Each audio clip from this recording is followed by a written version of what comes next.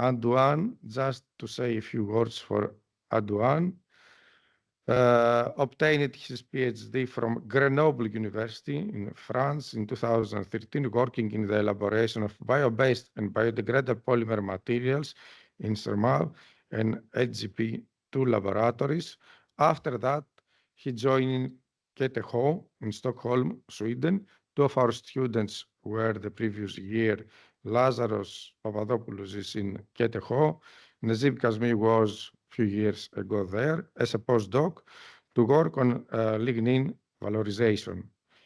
He then joined the University of Strasbourg in France to work on the development of bio-based polymer materials in the group of Luc Averus, a very good friend. We met Luc in many conferences. And since 2021, he is employed by the French company Soprema, industrial leader in waterproofing and thermal insulation materials for building.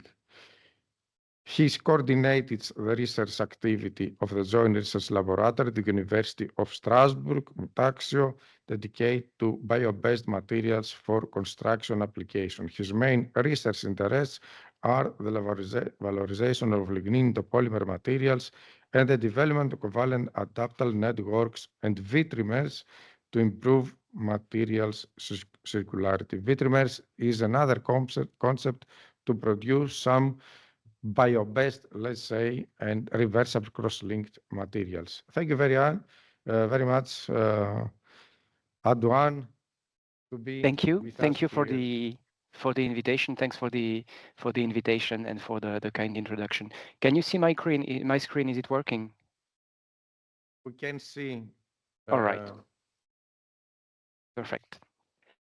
Yeah, so as mentioned, I will present you some of our recent work on the development of bio-based aromatic covalent adaptable networks and Vitrimers. It's a work that has been conducted in a joint research laboratory between the company Soprema and the University of Strasbourg. I will just give a few words. First on Soprema. Soprema is a French company created in 1908 with headquarters in Strasbourg in France. The company produces construction materials for two main families of applications. We have waterproofing materials, so we can have, for instance, bituminous membranes for waterproofing, but also synthetic membranes. There are also a range of coating materials that are applied like paints and that then polymerize on the support to build the waterproofing layer. And beyond the materials, the company is developing solutions to allow functionalization of a flat roof, to include, for instance, vegetalization or to introduce PV panels on top of the roof. The second main family of application are materials for thermal insulation. So we have polyurethane foams. We also have extruded polystyrene foams. And we have a range of bio-based insulation materials that include wood fiber panels and cellulose wadding. So the company is it's a French company, but which is present worldwide with more than 120 production sites, more than 11,000 employees in the world, about half of them in France. And we have 23 research and development centers, the main one being in Strasbourg. And as mentioned before, the company created a joint research laboratory with the University of Strasbourg and CNRS. This lab is called Mutaxio. It was created in 2017, and then it was renewed in 2021, and we're about to renew it for 4 more years at the end of 2025. This joint research lab is the following of a long-term collaboration between Soprema and ICPES and the group of Professor Luc Averus at ICPES. So the topic of the joint research lab is bio-based and renewable materials for a sustainable building. So in terms of staff, it includes people from ICPES, so working as a professor in the University of Strasbourg, so Luc Averus, who is heading Mutaxio, and Eric Paulet. It involves people from Soprema R&D, so myself, but also colleagues Alexandre Sarbou, Rémi Perrin. And we have usually 5 to 10 non-permanent staff, PhD students, postdoc, and master students.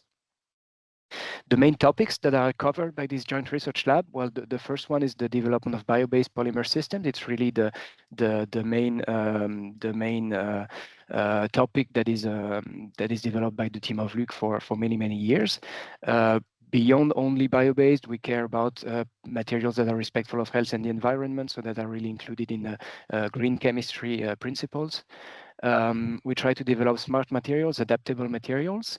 And the last topic is on the end-of-life management of the polymer materials, so looking at new solutions, so designing material for specific end-of-life management, but also working on the end-of-life of current products that were developed years ago and that were not really meant to be recycled. So many of the projects that we develop cover all two or even three of these topics. And I will start with a short introduction on thermoset material, cross-linked materials, and introduce the concept of Vitrimers. And then I will present you some results that we obtained in the past few years on the development of covalent adaptable networks from bio-based aromatic small molecules and working from lignins.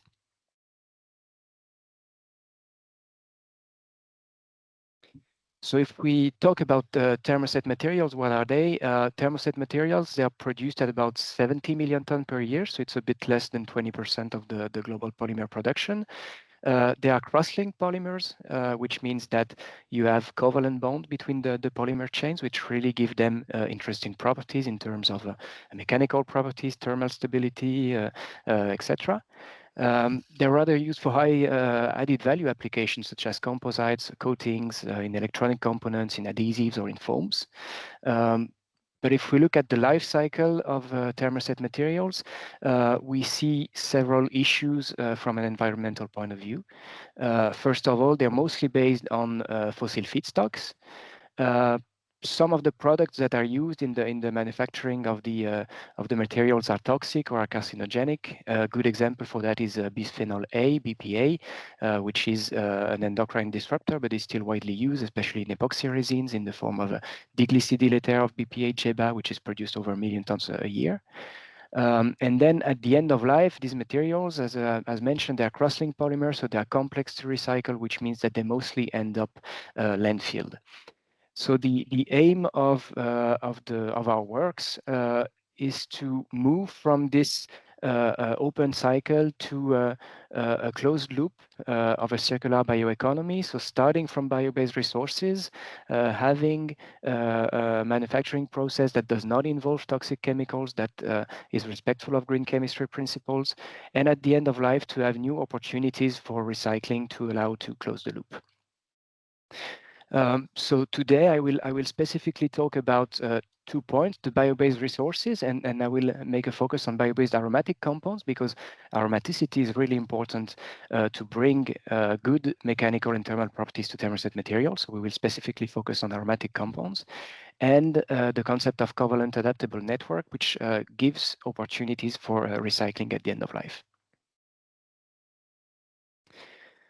So if we look at aromatic compounds that are naturally present in nature, the first one, the most important one in terms of quantity, of availability, is lignin. So lignin is present in all lignocellulosic biomass associated with cellulose and hemicelluloses. So we have a really high lignin content in wood. The lignin structure is quite complex. It's a polyphenol, but the structure is really depending on both the feedstock and the extraction method that has been used to isolate it. So I will talk a bit more in the second part of this talk on materials that we developed from lignin. You can also use lignin you can also depolymerize lignin to isolate some small molecules, and there are many works recently on lignin depolymerization to obtain a broad range of small molecules that can be used also as a feedstock for producing polymers. Another example, a famous example of bio-based aromatic compound is vanillin, which is presented here, and also some of its derivatives, so vanillic acid, vanillyl alcohol. Vanillin can be directly extracted from the vanilla bean. It can also be obtained from lignin by oxidative depolymerization. But still today, about more than 80% of the vanillin that is used is coming from fossil resources. Other interesting compounds are cinnamic acid derivatives, such as ferulic acid, that is also found in lignocellulosic biomass. And we recently did some work on caffeic acid, which is this compound, so I will discuss that in a few minutes. You can also find bio-based aromatic compounds in different essential oils. So it's for instance the case of eugenol here, which can be found in clove oil. Another interesting feedstock is the cashew nut shell liquid, which is obtained as a byproduct from the cashew nut production. It consists of anacardic acid and cardinal, so depending on the extraction process, which is basically a phenol group substituted by a long alkyl chain. So it has some similarities with a fatty acid, where you would replace the carboxylic acid group by a phenol group. Then we also have tannins. Tannins are secondary metabolites in plants. They are found in many different plant species. There are two main types of tannins: condensed tannins, which are presented here. So these are oligomers of a flavonoid repeat unit, and hydrolyzable tannins, which are esters of a sugar molecule and gallic acid. So tannins have an oligomeric structure, I would say, so with a really high content in phenol groups. And from tannin, you can also imagine to extract some of the building blocks that constitute the tannins that can also be used to make polymer materials. And finally, the last category of bio-based aromatic compounds, which are a bit different from the other ones because they are not naturally present in nature, are furanics. They are not naturally present, but they can easily be obtained, especially from sugars, so from carbohydrates. A good example is HMF, hydroxymethyl furfural, that can be obtained from fructose, and which is a really interesting molecule, a platform molecule from which a lot of different structures can be obtained. We have here only a few that are presented where we retain the furan core and we have difunctionality. So this is a furan decarboxylic acid, really famous for potential use as a substitute of PET in polyethylene furanoate. And we worked quite a lot with this monomer, so I will go back to that in a minute. So when we talk about thermoset materials, as mentioned before, they have strong mechanical properties, they have good thermal properties, they have a high stability, but the main drawback is that they're impossible to melt by definition, and it makes them really difficult to recycle. So a common strategy to overcome this limitation is to introduce dynamic covalent linkages into thermoset materials, into cross-linked polymers, to obtain so-called covalent adaptable networks. They are sometimes called dynamic covalent network. I use the covalent adaptable network and the acronym CAN in this presentation. So in CANs, you have this initial network, so with the bonds connecting the different polymer chains. And when you apply a stimulus, which can be temperature, but it can also be light or pH, you will have a rearrangement, meaning that the bond will switch position in the network.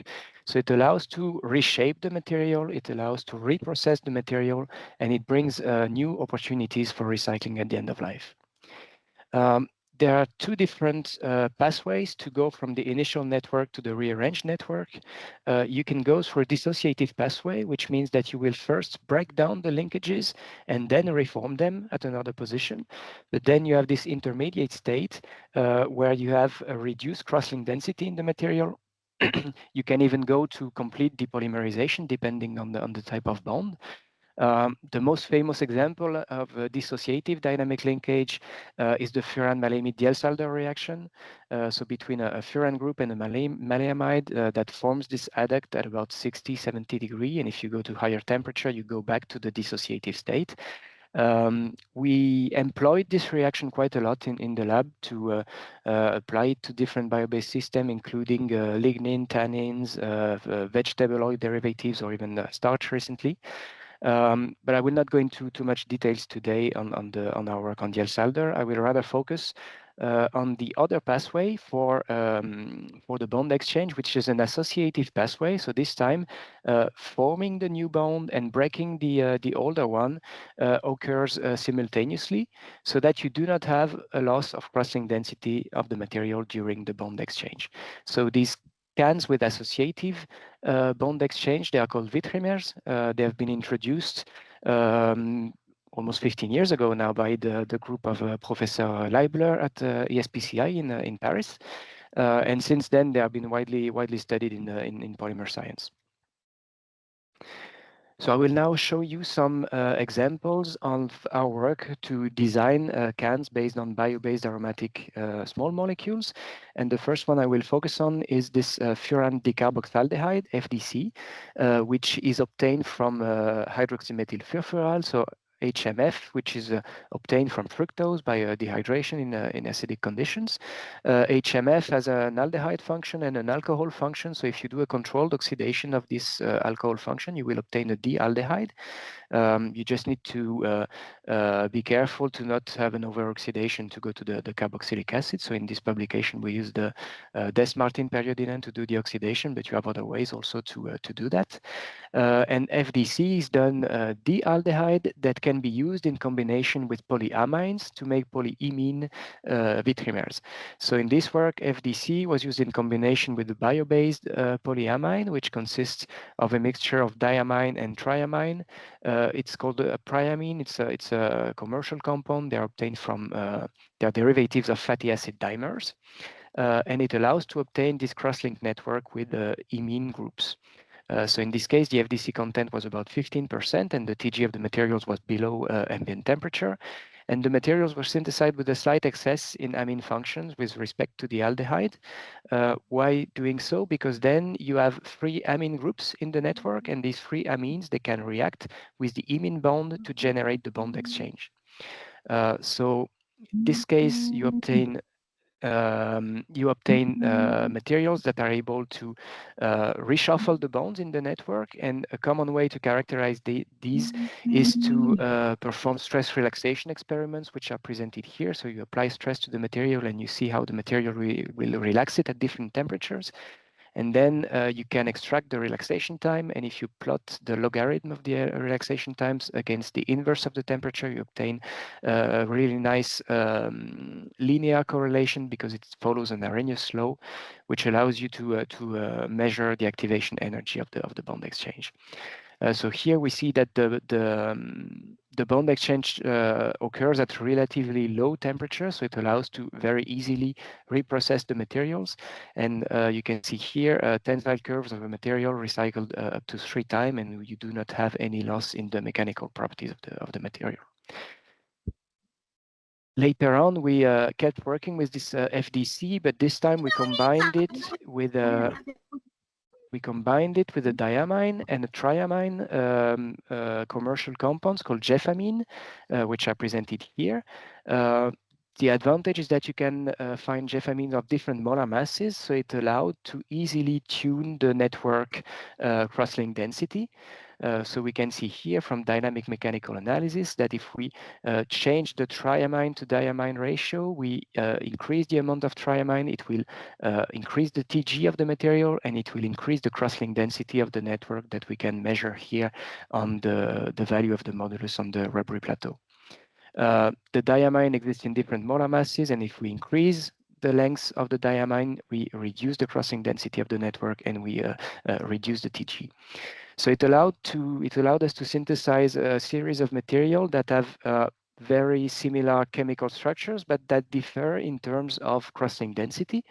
And we could then evaluate how the cross-link density of the material modifies the properties. So we looked, for instance, at mechanical properties. These are obtained from tensile tests. And we see that increasing the cross-link density will increase the Young modulus, it will increase the tensile strength, and it will decrease the elongation at break, which is quite obvious and quite common for cross-linked materials. But the interesting part was more to see that the cross-link density also allowed to control the relaxation behavior of these Vitrimer materials.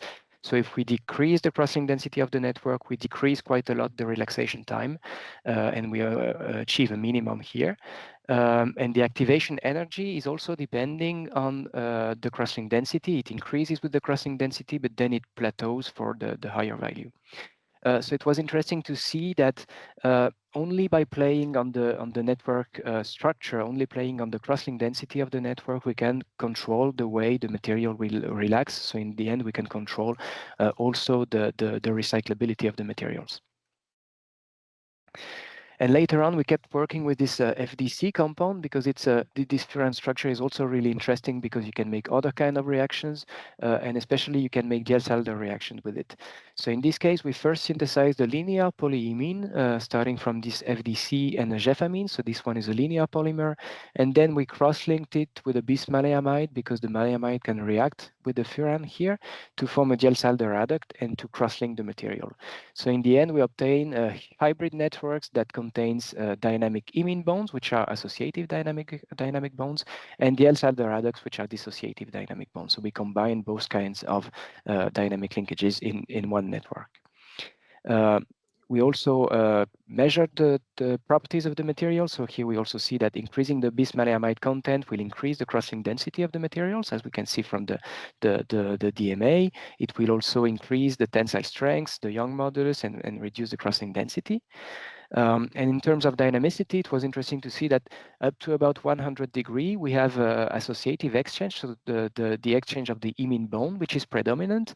But if we go to higher temperature, we start to have the dissociation of the Diels-Alder adduct. So there is somehow a material with a mixed behavior. It behaves as an associative can at relatively low temperature and as a dissociative can at higher temperature. Another compound, another bio-based aromatic compound of interest is caffeic acid, which is presented here. It has a really interesting structure with a catechol group, carboxylic acid, and this double bond, which is conjugated to the aromatic ring and to the carbonyl, which gives it very interesting properties. So we use caffeic acid to make a monomer by first protecting the carboxylic acid function into an ester, and then we modified it with the ethylene carbonate to obtain an aliphatic diol. This compound is interesting, especially this conjugated double bond is interesting because if you expose it to UV light, you will have this reaction. So UV light at about 350 nanometer, the double bonds will react together and they will form a cyclobutane ring here.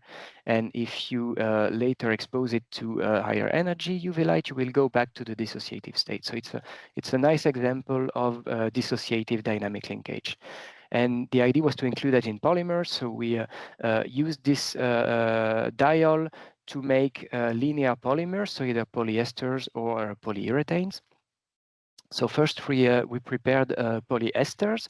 So we combine this diol with a hexane diol, a simple diol, and a diester, in this case diethyl adipate, and we did a polymerization, which is catalyzed by an enzyme, lipase, which allowed to obtain very nicely this linear structure. It's interesting because this monomer also contains an ester function, so it could react, but with the enzyme is completely selective for this ester function, and the conjugated ester doesn't react at all. So it means that we really obtain this polyester structure with this pendant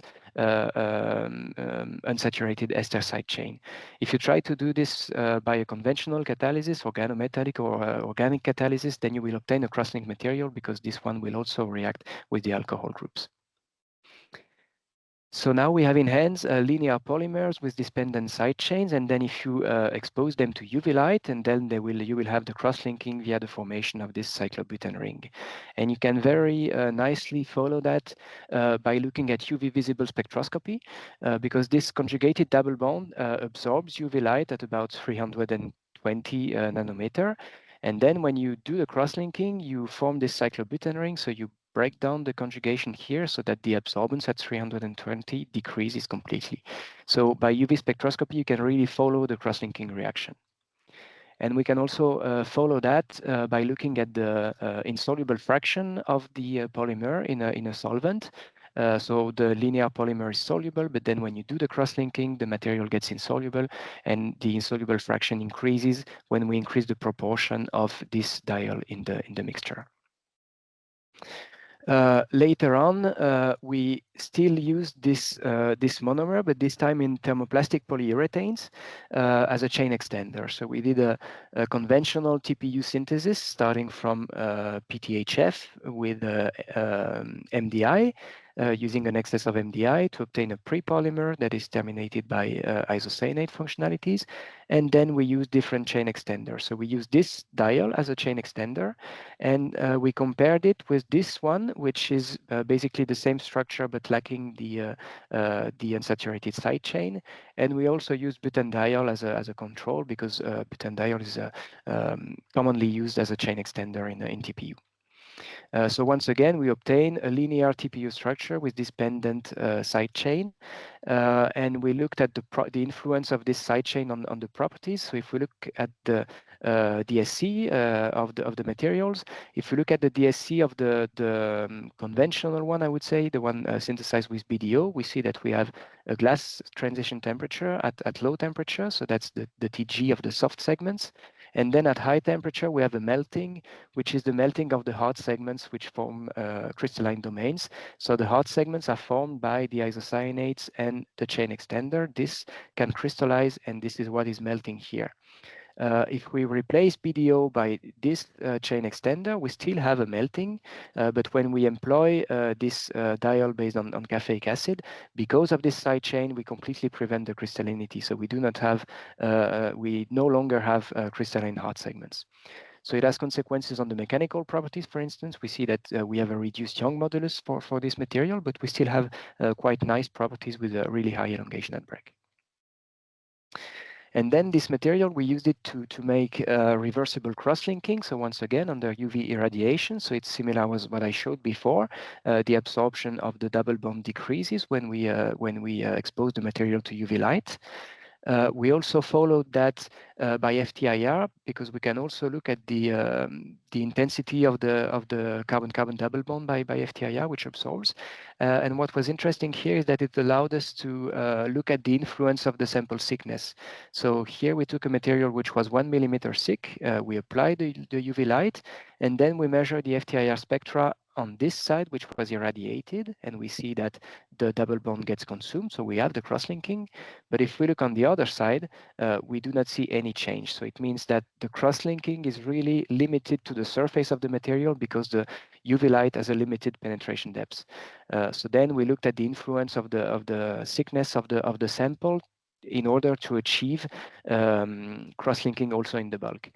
And if you use materials that are not too thick and that you irradiate them for long enough, you still see changes in the physical properties.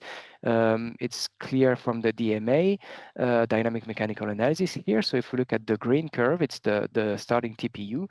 It will start to flow at about 170 degrees because it's a thermoplastic. But after irradiation, we do have a rubbery plateau because we obtain a cross-link material. It also has consequences on the tensile properties. It leads to an increase in the Young modulus, to a higher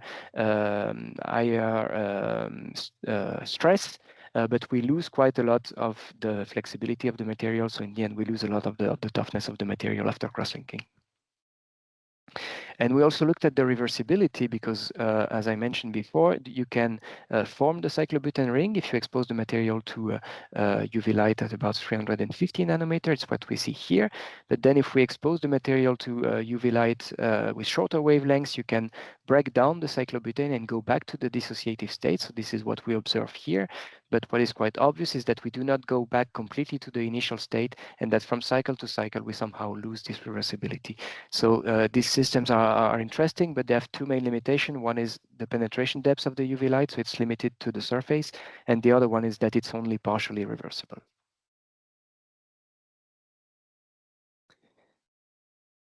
I will now show you some work on the development of lignin-based covalent adaptable networks. So we work quite a lot on lignin in the lab. They're really interesting compounds. As I mentioned before, they are the first source of aromatic structure in biomass. So if we look at wood is composed of about 40 to 50% cellulose, about 25 to 35% of hemicellulose, and 20 to 30% lignin. You have here an example of lignin structure. So it's a polyphenol with it's an oligomer, a few thousand grams per mole with a lot of phenol groups, some aliphatic OH groups also. The structure of the lignin is really depending on the feedstock, and it's also depending a lot on the extraction process. What is presented here is a typical structure found in kraft lignin, which is a byproduct of the pulp production by the kraft process. Why are we interested in lignin? Well, two main reasons. The first one is the aromaticity. As I mentioned before, aromatic structures are really important to bring properties to thermoset materials, and lignin is the first renewable source of aromatic structures. And the other one is the availability. Lignin has a great potentially over 10 million tons per year, although I insist that the potential availability doesn't mean that it's commercially available. And there are no competition with food supply. So that's the main reason why we are interested in lignin.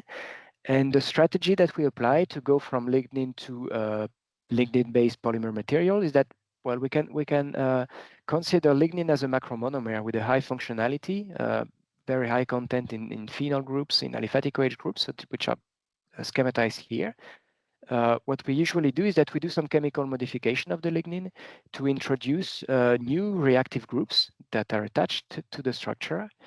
And then if we react this modified lignin with difunctional linkers, which have here a functionality that is able to react with the functional groups on the lignin, we will form these cross-linked networks, which are the basis for thermoset materials, but which are also the basis of covalent adaptable networks and Vitrimers, as long as the bond that we introduce here is dynamic. So we focus quite a lot on polyesters, Vitrimers with lignin. Polyester Vitrimers, they were the first one to be introduced by the group of Professor Leibler, and they are the one that have been the most studied since then. They're usually formed by the reaction of a carboxylic acid and an epoxy, which will form beta hydroxy ester, so that you will obtain the ester bond and a free OH group close to it. And this free OH group, in presence of a catalyst, can react with the ester bond by transesterification, so that you will have the bond exchange as schematized here. So if you want to make polyester Vitrimers from lignin, you have different options. One can be to graft epoxy groups on the lignin and then to cross-link it with decarboxylic acids. There are examples doing that in the literature. You can do it the opposite way, so that you will graft carboxylic acid onto the lignin and you will react it with a polyepoxy. There are also examples of that in the literature. We also published recently on the topic. But we also introduced a third way to go, which is to modify the lignin with aliphatic OH group, primary aliphatic OH group, which are reactive enough to directly form polyesters with decarboxylic acids. So I will focus on that right now. To do so, we modified the lignin with ethylene carbonate. It's a reaction that we developed in the lab, and we used it quite a lot. So ethylene carbonate will react with the phenol groups, and in the end, you will obtain this aliphatic OH group instead of the phenol. So you will graft some chains, and you obtain always in the end an aliphatic OH group. We can clearly see that looking at phosphorus NMR, which is a common way to characterize the lignin. In the starting lignin, we have all these signals which corresponds to the phenol groups, and at the end of the reaction, we have no more phenols, but we have new aliphatic OH groups. We also performed two-dimensional HSQC NMR to see that we do maintain the lignin core structure, so the inter-unit linkages, but we graft some chains which are terminated by these aliphatic OH groups. So now we have in hand a lignin that contains only primary aliphatic OH groups, which are highly reactive, and we can react that directly with a decarboxylic acid. So here we use the polyethylene glycol decarboxylic acid. The PEG chain allows to introduce some flexibility to the materials, and by polycondensation, we can directly form the polyester. The advantage here is that we can play on the stoichiometry, so the ratio between the OH groups and the carboxylic acids, to prepare networks which will contain some free OH group, and we can easily control the amounts of free OH groups that will be present in the networks. And then these free OH groups, which are present as dangling chains in the network, they can react with the ester bonds and generate the bond exchange by transesterification. So in terms of structure, it's a bit different from what you obtain when you do beta hydroxy esters in conventional, I would say, transesterification Vitrimer synthesis. So then we looked at the dynamicity of these materials, performing stress relaxation experiments as shown here. And what we see is that the relaxation time is really depending on the amount of free OH groups in the network. So if we increase the amount of free OH groups in the network going in this direction, we reduce significantly the relaxation time. So the material are more easy, I would say, to exchange the bonds in presence of free OH groups. And then on these materials, we focused on the recycling strategies that are allowed thanks to the dynamic behavior. So starting from the material, if we grind it, we can put it back in a hot press and reform the material. So it's a form of mechanical recycling. We also focused on possibilities for chemical recycling. So by dissolving the material in ethylene glycol in this case, the material is a cross-linked network, so it's insoluble in solvent at room temperature. If you put it in ethylene glycol, it doesn't dissolve at all. But then if you heat the material, the ethylene glycol can react with the ester groups and will break down the network so that you will recover the modified lignin and the linker. And you obtain something that is fully soluble. And then we were able to precipitate this lignin, this modified lignin, to recover it and to characterize it again by NMR, by size exclusion chromatography. We saw that it has a slight increase in molar mass, but it's still soluble to do sec. We could even perform two-dimensional NMR to show that the structure was quite well maintained. And then we have this recycled, this recovered lignin that can be reused to make the second generation material if we put some linker again, or we can use it in an open loop recycling to make other kinds of materials from it. So it was really one of the first examples where we're able to isolate the lignin from the material and to reuse it again, showing that it can also be a recyclable bioresource. So these polyester Vitrimers, they have nice reprocessability. We can also do chemical recycling, but a few drawbacks are that you need to have a catalyst in the materials, and you need quite high temperature for reprocessing. So we also focused on other kinds of dynamic linkages, and we were interested by these vinylogous urethane bonds, which are presented here, because they are dynamic in the presence of a free amine. You will have a transamination reaction here so that you will generate the bond exchange. And this can also be done in the absence of catalyst. To make the vinylogous urethane bond, you need to react an acetoacetate with an amine. So it's a condensation reaction to form the vinylogous urethane bond. And if we want to apply then this chemistry to the lignin, the first step is to graft acetoacetate groups on the lignin, which is what we did in these two studies. We developed two different routes. In the first route, we first modified the lignin with ethylene carbonate to have this some chain extension here, and then we could esterify the OH group with terbutyl acetoacetate to obtain this structure. And we also develop a one-step modification using an heterocyclic compound that allows to directly graft the acetoacetate group on the phenols of the lignin. So we have two different modified lignin containing acetoacetate groups, and then we prepared materials from them, materials which have a lignin content from 17 to 50% weight. And we did materials by changing the formulation, so changing the lignin content, changing the type of the linker, changing the molar mass of the linker. So we obtained a set of material with a quite broad range of properties. You can see here mechanical properties, so going from very stiff material to materials that have an elongation at break close to 150%. Also a broad range of TG can be achieved. And on these materials, we also focused on the dynamic behavior, so also looking at stress relaxation experiments. In this case, we have stress relaxation at temperatures that are much lower than what we had before for the polyesters. And it allows to reprocess the materials in quite mild conditions and to have a good preservation of the properties during the reprocessing. So you have here the example of a material that was reprocessed 3 times and which is analyzed by DMA. So we see that the tangent delta, so the glass transition temperature didn't change. And we can also see from the values here on the Rapuri plateau that the cross-link density of the material was well maintained. And here you can see a summary of the mechanical properties of the same materials during the reprocessing cycle. So where we see that we also have a good preservation of the mechanical properties. So to do these Vitrimers from lignin, we did polyesters, we did vinyl-glycyrene, but we always needed to do a chemical modification of the lignin in the first step. And doing this chemical modification can be complex. I mean, it's adding a step, so it has a cost, an economic one, and an environmental one. So we were asking ourselves, well, is it possible to make Vitrimers from unmodified lignins?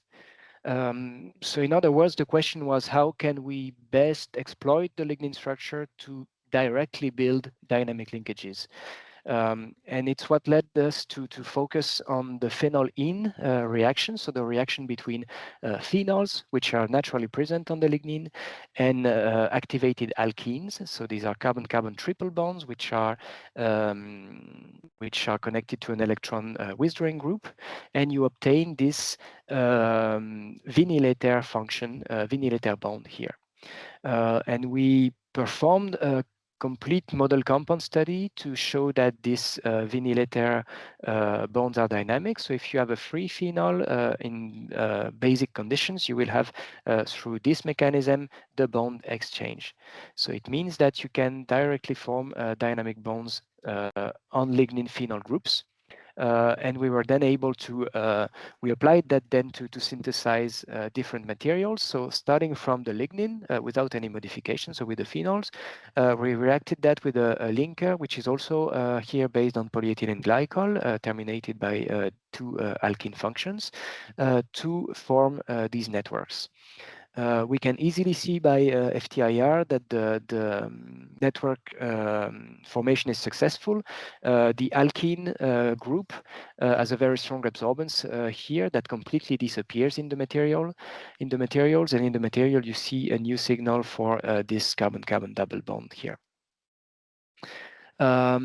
Since we don't need to modify the lignin, it's quite easy to compare different types of lignin.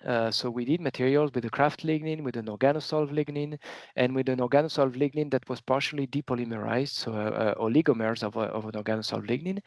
And depending on the lignin type, without changing the formulation, just changing the lignin type, we have very big differences in terms of tensile tests. We have quite big difference in terms of thermal properties as well. So it really means that the lignin structure is important. And as I mentioned before, the lignin structure is depending on the extraction process, and it has consequences then on the properties of the materials. We were then looking at the dynamic behavior of these materials, always by stress relaxation experiments, and we were quite delighted to see that the materials could easily relax stress at temperatures slightly below 200 degrees. And here also we saw that the relaxation time is depending on the lignin structure, especially when we look at the lignin, partially depolymerized lignin, so the lignin oligomers, we have a relaxation time that is significantly reduced as compared to the other ones. So it means that low molar mass lignin favor the bond exchange. You have more mobility, of course, for the bond exchange, so it leads to shorter relaxation times. And then we looked at the recyclability of these materials. So we did thermomechanical recycling, but we saw that there were some change in the chemical structure over the reprocessing. We could see that by FTIR, and we could assign that to the formation of non-dynamic aliphatic vinyl ether bonds. So first in the material, we have these aromatic vinyl ether bonds, but we also have free aliphatic OH on the lignin. And during the reprocessing, this free aliphatic OH can also exchange here with the vinyl ether bond so that you obtain an aliphatic vinyl ether, which is non-dynamic.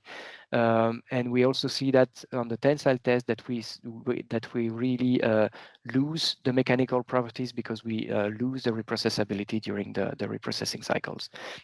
So we then looked at the chemical recycling possibility because theoretically this vinyl ether bond can be cleaved in acidic conditions. So it is what we tried to do, but we saw that the depolymerization was not complete and that we mostly cleaved the ester bond instead of cleaving the vinyl ether bond. So it was not completely successful, I would say, in terms of recycling, but still a very interesting work to show that we can use this phenolene reaction to build Vitrimers from lignin. So to conclude, what I wanted to show you today is some examples of our use of bio-based feedstock to synthesize covalent adaptable networks and Vitrimers. So we worked with different furan decarboxylic acid, with caffeic acid, with quite a lot with lignin to make materials containing different kinds of dynamic bonds, esters, imines, vinyl ogosuretanes, vinyl ethers.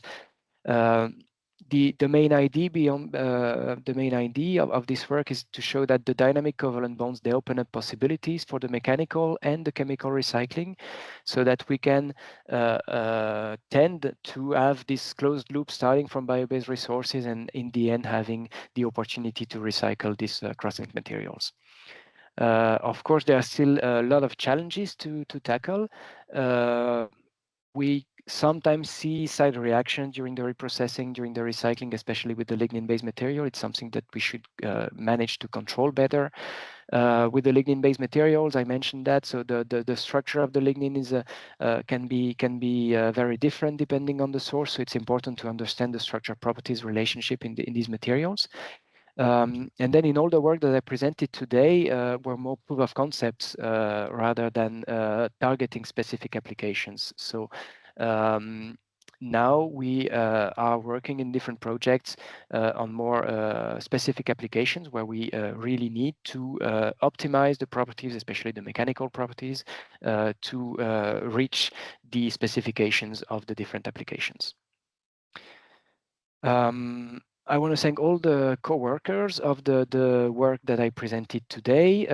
Lisa Sugrati did her PhD funded by the Fondation Jean-Marie Laine on lignin-based Vitrimers. Wissam Ben Ali did a master internship on the same topic funded by Institut Carnomica. Raymond Hage, Matteo Lucarelli, and Sébastien Ders were postdocs in the group.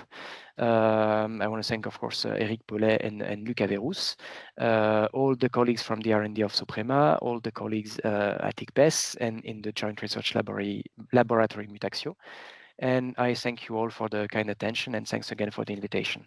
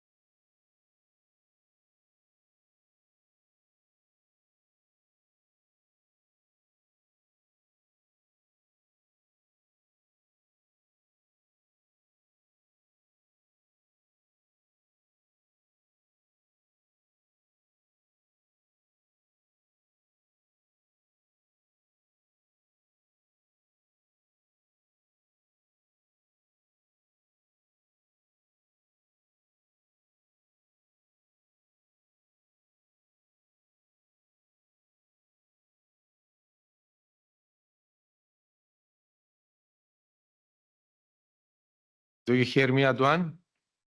Yes. Okay.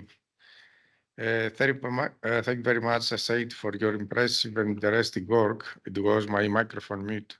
Now we can hear.